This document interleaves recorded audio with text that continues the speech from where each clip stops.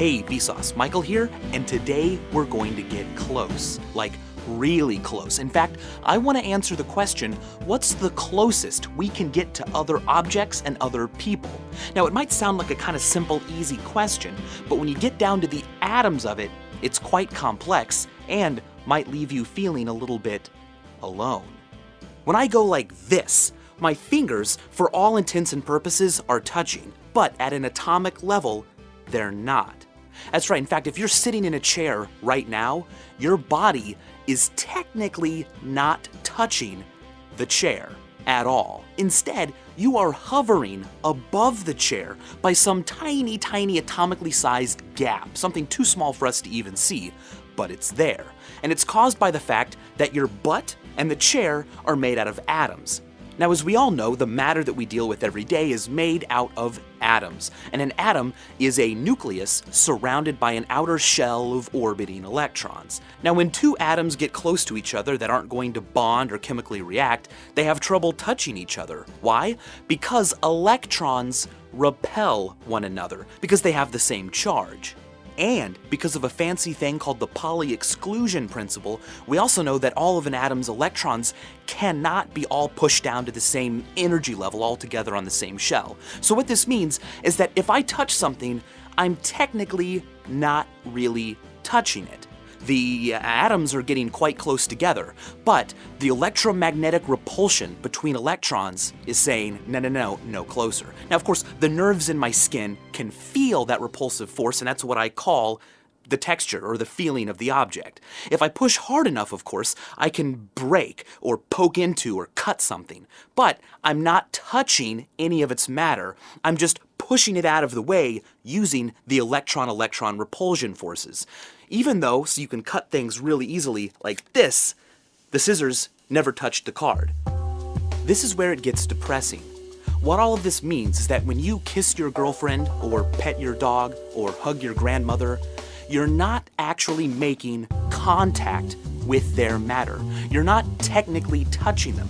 You're just feeling the repulsive force of their electrons. But maybe there's hope.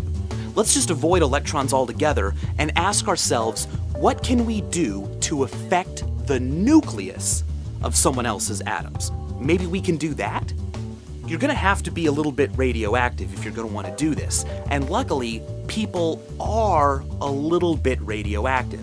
In fact, if you sleep in a bed with another person for an entire year, your body is actually exposed to 1 millirem more radiation than someone who sleeps alone. Now, we are talking about tiny, tiny amounts that really don't affect your body at all, but still, they're there. How do they get there? Well, carbon-14 is in the air, and potassium-40 is in bananas. That's right. Bananas have a really high potassium content. In fact, any food that has a lot of potassium in it, like Brazil nuts, is going to act the same way. All that potassium's fine and dandy, but about 1 out of every 8,000 or so potassium atoms is a radioactive isotope of potassium. In fact, if you were to eat 600 bananas, it would be the equivalent of getting a chest X-ray.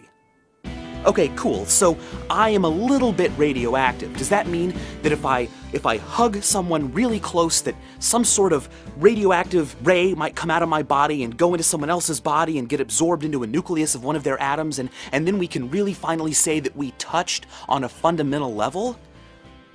Maybe. The radiation that comes out of us is very unlikely to hit someone else's atoms, and because people don't contain a lot of radioactive material in their bodies, that energy is just going to get absorbed, you're not going to really know that it happens, and the chance, like I said, is super unlikely. So maybe we should go back a little bit and talk about chemical reactions.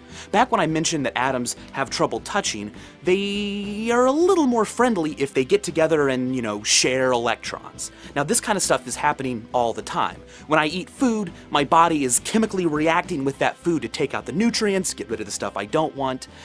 But short of being a cannibal and eating someone's arm or being a zombie, how can I get chemically reactionally close to a person?